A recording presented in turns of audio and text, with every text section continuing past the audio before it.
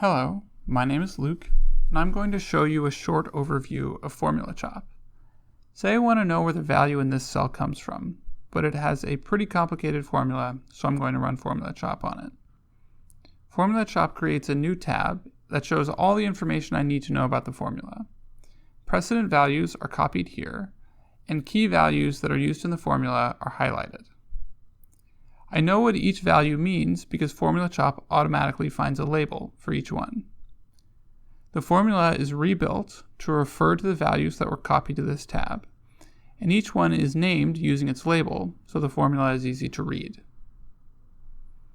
The order of operations section shows the steps the formula takes to reach its final result. To know the value of each step, I can click this button. FormulaChop shows the dependents of the cell that it was run on, and dependents that are next to each other are grouped together. For a free trial and more information, visit FormulaChop.com.